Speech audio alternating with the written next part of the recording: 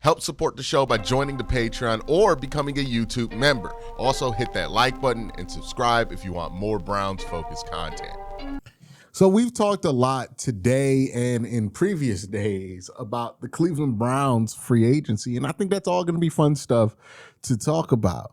But I want this morning, before all the stuff breaks again, to talk about some other teams that might be of interest to the Cleveland Browns and what they are and aren't doing in free agency.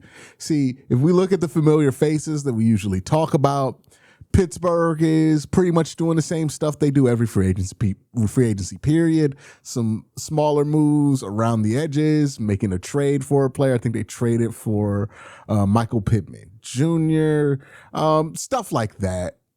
And that's pretty standard fare for Pittsburgh, right? They needed some wide receivers. They added Michael Pittman Jr. Okay, yeah, it makes some sense. Then you look at what Cincinnati is doing, and the real question isn't what Cincinnati is doing. It is Cincinnati doing a single thing? They lost Trey Hendrickson. They're not going to replace him, or it doesn't seem like they're interested in replacing him. The Cincinnati Bengals are fascinating because they're the only team that has the talent that they have at the rates that they're paying them. I mean, they're paying Joe Burrow and Jamar Chase and T. Higgins win now money. But yet, when you watch how they move, it's like they don't have that sense of urgency at all. It's fascinating, right? Like this would frustrate me greatly as a fan, right? For as much as the Browns are frustrating, I don't think if Jimmy Haslam had Joe Burrow, Jimmy would be sitting on his hands and not being aggressive, or Andrew would be sitting on his hands, not being aggressive about winning now. I think we've seen it. You know, when they thought they had something with Deshaun Watson, they were pretty aggressive to build around Deshaun Watson. And if Deshaun Watson were able to live up to his part of the build, they probably would have been a Super Bowl contending team. But the Bengals seem to have no such aspirations, despite the fact that they're doing things that would suggest that they have those aspirations. They're paying 2 wide receivers more money than they've ever paid wide receivers in franchise history. And yet, they're just letting the defense crumble. Just doing nothing about the defense crumbling. It's fascinating to watch Cincinnati do business. I wonder how much longer are they going to be able to get away with acting like this, because it's one thing to stink because you've never had a quarterback like Cleveland. It's another thing to have had quarterbacks consistently over the last 20 years like Cincinnati has, and consistently refuse to take that next step to get to Super Bowl contention and just accept advanced mediocrity. And what I mean by advanced mediocrity is good enough to get to the playoffs, not good enough to do anything in the playoffs. Where Pittsburgh was for the longest. Hell, where it looks like Baltimore's headed, or at least they were headed last year. Let's talk about Baltimore. Because again, Baltimore's one of those teams. They made a splash move. They go out and they trade 2 first-round picks for Max Crosby, and you're like, oh shit. Baltimore, they're done. Yeah, like Baltimore's done around. That's what we all thought. I'm like, finally, Baltimore has made a big move, not a medium-sized move to go over the top. They fixed their pass rush. They got a real pass rusher. This is what Baltimore fans been waiting for. They got Max Crosby, 2 first-round picks. And then you look at the rest of what Baltimore has done, and you're like, I don't know. Right? They don't bring back Isaiah Likely, so they're more reliant on Mark Andrews than ever. They also lost Charlie Kohler.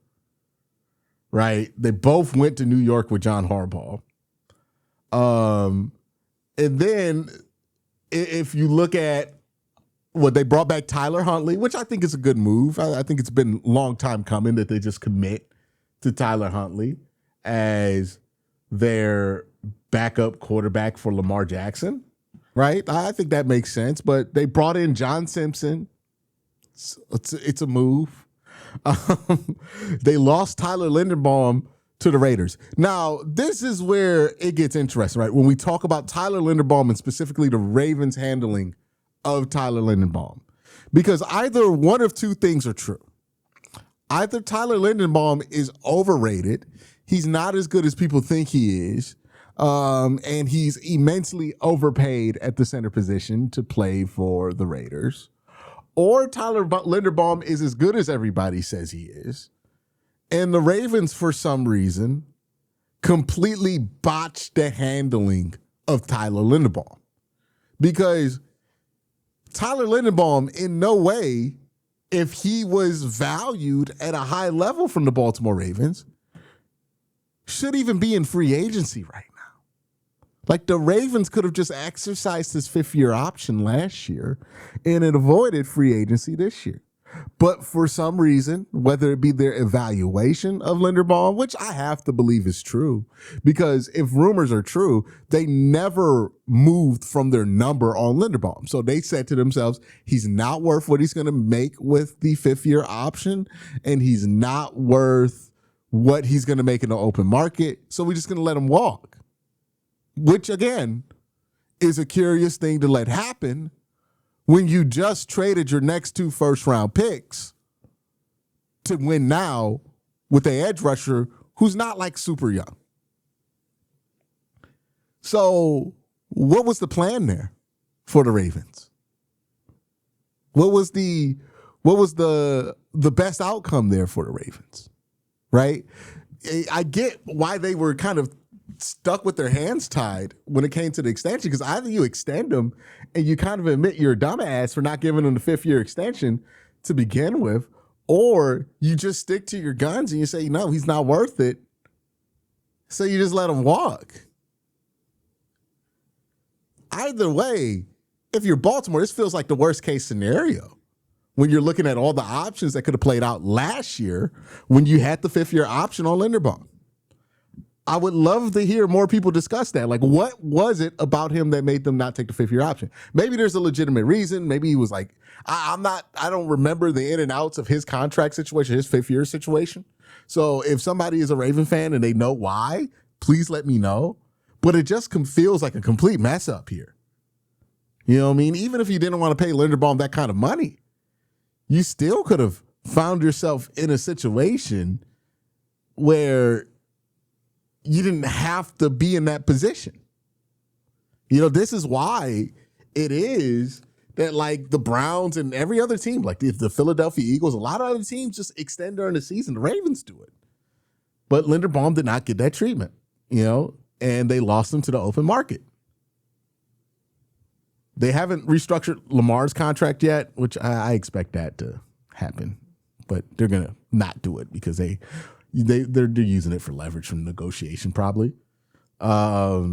It's curious. It's curious, right? They got Zay Flowers is the only wide receiver on the team still. He's probably going to get like $30 million next year, probably more than that. They're in a weird spot. Their future is not bright in Baltimore, despite having Lamar Jackson. It's like this season or never. And I don't know if this roster's in a position to do that. I mean, like, the defense, yeah, it's a really good defense. Kyle Hamilton, Max Crosby, like, it's going to be a good defense, you know?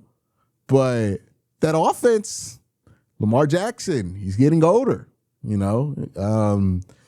Zay Flowers, he's your only real receiver. We'll see what you add in the draft. Mark Andrews, leaning on him when it looked like you guys were trying to move off of him a couple of years ago. It's a curious choice. You know, in the offensive line, which was a problem for Baltimore for most of last year, it doesn't look like that problem's going away. It actually looks like you lost one of your best starters. And we know the direction that Ronnie Stanley's been on for a couple of years. It hasn't been up. You know, were they going to bring back Falele? Like, it looked like they're going to have to bring back Falele at this point. They brought in John Simpson. I don't know. That's a curious situation there. I don't know what it is exactly that the Ravens are doing. On one end, they just went all in on the Super Bowl. But if you look at that roster, I don't know. Looks like they're just swinging. Keep in mind, they're doing all this all in on the Super Bowl stuff the first year they hired a head coach. If this were not the Baltimore Ravens and everything in their franchise history says that they would not do something like this, right? So it's not fair for me to say that this is something they could do. But any other team acts like this, I'm like, that coach could be fired in a year. It's not going to happen because I'd be shocked if Baltimore just like degraded to that quickly. But they're doing shit that gets people fired in a year. You know what I mean? Like they're putting themselves in a position to be very disappointed at the end of the season. I want to talk about one more team. Not really anybody in the AFC North, but it's somebody who has a relationship with Browns fans, Kevin Stefanski and the Atlanta Falcons. Now, the Atlanta Falcons have done a number of things that have been curious, right? You know, things that feel real familiar to Browns fans who've watched Kevin Stefanski over the last 5 years. The one thing that felt the most familiar is something we joked about as something Kevin would do in Cleveland as kind of a meme, but as kind of oh God, Kevin would do something like that. Please don't let it happen. Somebody tell him no. Which is signed Tua. Well, today, the Atlanta Falcons, they signed Tua Tagovailoa to a 1-year deal. Now, it's not high risk or anything. I think this is a similar, 1-year deal situation to the Kyler Murray deal that he's going to sign in Minnesota. So not a lot of risk here. It's just interesting that Kevin just keeps gravitating towards a certain type of quarterback, isn't it? It's just fascinating to see. Like he got Dylan Gabriel, and then now he gets to play with the original Dylan Gabriel, Tua Tagovailoa.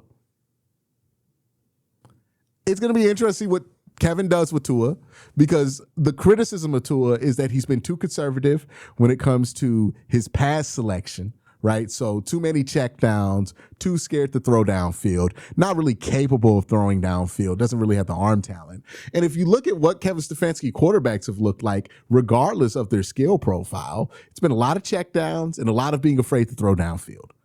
We'll see how that one works out, right? We saw Tommy Reese and Kevin Stefanski try to cook up, Dylan Gabriel at home. Not Dylan Gabriel at home. Tua Tagovailoa at home with Dylan Gabriel. We'll see what they do with the original, despite the fact that the original has a lot of injuries that kind of affect his playing. Everything Kevin has done in Atlanta. And look, I'm not a Kevin Stefanski hater. I'm not somebody who thinks Kevin is a terrible coach. I'm not one of these folks who want to trash Kevin on his way out. But I think there was a need to be realistic about what Kevin was and what Kevin wasn't. And by the end of his run in Cleveland, he had demonstrated that he wasn't capable of something that the Browns desperately needed somebody who was capable of doing in that position. And what that is changing. See, the Browns were banking on that. Hey, Kevin's going to evolve. Kevin's going to change. Kevin's going to grow. Kevin's going to do things differently. He's going to respond to failure and do things differently. That was the bet that the Browns are making year in and year out with Kevin. And every year it felt like pulling teeth. Just come on, change the offense a little. And Kevin comes out and he's like, okay, I changed the offense. I put Nick Harris in the backfield. And then it doesn't look great. And, they try to pull teeth and force it to happen with Kevin, but he just doesn't want to do it. He goes to Atlanta. He hires all the coaches he's familiar with. He goes to Atlanta. He brings back the same offensive coordinator that led to Kevin Stefanski having one of the worst offenses in the NFL. Like, think about that. Think about that. You and Tommy Reese last year had the worst offense in expected points in plenty other of metrics in all of the NFL. And I don't know what this put it on. Like, you have to have a significant amount of hubris and belief in yourself to walk away from that and say, it's all on the players. It ain't have nothing to do with you and Tommy Reese. Because that's what Kevin is saying right now. Everything he's doing is screaming, it was the players. I didn't have to change anything.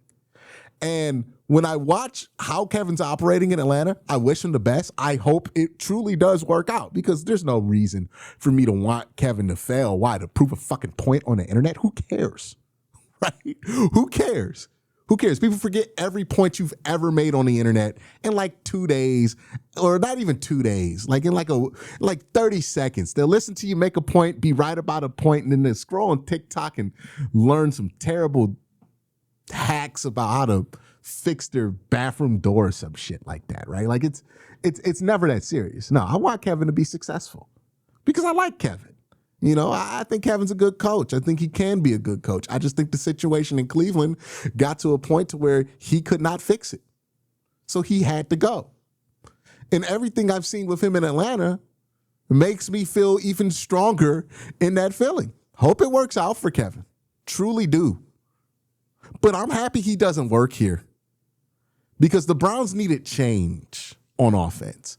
The Browns needed somebody who was okay with change, who was adaptable, right? Isn't that interesting that they come in, they bring in Todd Monken, and they brag about how adaptable he is, and then we watch Kevin Stefanski demonstrate how inflexible he was as an offensive mind? And look, if you give Kevin everything he needs to make that machine that he knows how to make, Kevin can make that machine, and he can make that work. But if you need a different piece or some different fuel here or there, Kevin's not the guy who's going to engineer a fix to that. I think that's the best way to put it. Kevin knows how to, Kevin is the guy who knows how to make it the way that he knows how to make it. But he's not going to remix it, right? He can't make no remix. He's going to do the one thing, the one way he knows how to, and that's what he can do. And if you give him all the pieces to do that, he'll be fine. But if you miss a piece, he struggles. Henceforth, why he didn't really handle a lot of the things in Cleveland that well. When it was clear that the machine had to change in order to win games, who was on the roster. We'll see how it goes in Atlanta. Look, this is going to be his best shot. His first year is going to be his best shot because that's when they're going to be most willing to give him all the pieces on the machine he needs. But once things start to change, once the years tick on, I wonder if that old pattern starts to emerge again. And Atlanta decides, hey, we need somebody who could change. And they get rid of Kevin eventually. I don't think it's going to be a straight up failure. I don't think Kevin's going to lose his job in a year or two or anything like that. I think the problems with Kevin really pop up in years 3, 4, and 5. Not really in years 1 and 2. The first few years of Kevin were pretty strong in Cleveland, the first 3 years. Year 4 and year 5, where it was like, hey, we need to switch it up. That's where Kevin started to struggle. Not really that's where he's not Kyle Shanahan. Like where Kyle Shanahan can engineer a way to run his offense like a machine with a bunch of missing parts that's just not Kevin Stefanski. We'll see what happens there. But those are my thoughts about what's been happening around the league as far as free agency is considered. Let me know what you think in the comment section down below. You guys have a great day. Have an even better night. Peace.